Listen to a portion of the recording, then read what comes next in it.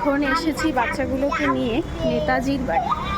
অনেক দিন ধরে বায়না করছে, অনেক দিন, আর এটা ওদের স্কুলের একদম পাশে, কিন্তু টাইম হয়ে ওঠে না। আজকে যেহেতু ওদের স্কুলটা তাড়াতাড়ি ছুটি দিয়ে দিয়েছে, তাই ডিসাইড করলাম চলো আজকে ঘুরিয়ে নিয়ে আসি।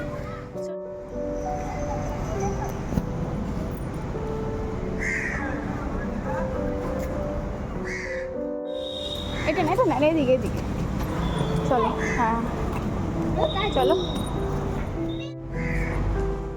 এটাই নেতাজির বাড়ি, যেটা এখন নেতাজি মিউজিয়াম হিসেবে সবার জন্য খুলে দিয়েছে, আর যেটার টিকিট প্রাইস হলো 50 টাকা। আর বাচ্চাদেরও সেম, 7 বছরের ওপরে বাচ্চাদের ফুল টিকিট লাগবে। তো আমরা 3 জনের টিকিট কেটে নিয়েছি, চলো এবার যাই।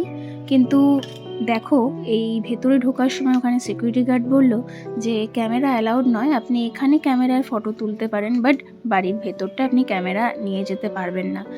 তাও ভাবলাম ঠিক আছে, যেটুকু নিচে ভিডিও করা যায় তোমাদের সাথে শেয়ার করে নিই। এই দেখো, এটা নেতাজির গাড়ি, কি দারুণ না?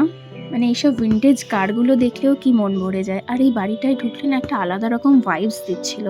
আর ওখানেই ভিডিও দেখে জানতে পারলাম এই বাড়িটি নেতাজি সুভাষচন্দ্রের বাবা জানকীনাথ বসুই বানিয়েছিলেন। আর একটা কথা জানো কি, আর এই ভবানীপুর অঞ্চলের কলকাতা মেট্রো স্টেশনের নামটাও কিন্তু এই নেতাজি ভবন মেট্রো হিসেবেই রাখা হয়েছিল এই বাড়িটির নাম অনুসারে। তো চলো, ভেতরে বললো ক্যামেরা অ্যালাউড নয়, তো ভেতরটায় দেখে আসি। সেটা তো তোমাদের সাথে শেয়ার করতে পারলাম না, বা ঘুরে এসেই বলতে পারবো ভেতরটা কেমন লাগলো। চলো যাই তাহলে। এবার ঘুরে এসেছি, এই বাইরের এই দিকটাও তোমাদেরকে একটু দেখাচ্ছি। বাড়িটা খুব বড়, বেশ ভালোই লাগলো। হয়ে গেছে নেতাজির বাড়ি। ভেতরে যেহেতু ক্যামেরা অ্যালাউড ছিল না, তাই তোমাদের সাথে আমি ভেতরটা শেয়ার করতে পারিনি। ভেতরে নেতাজির রুম আছে, শরৎচন্দ্র বসুর রুম আছে, ওনার স্টাডি রুম আছে, সব রুম খোলা নেই।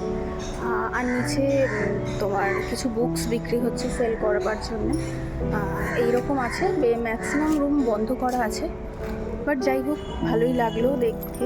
মানে বিশেষ করে আমার মেয়েদের, কারণ ওরা পড়াশুনো করছে, ওরা জানবে নেতাজি সুভাষ কে ছিলেন, ওদের জন্য খুবই ভালো।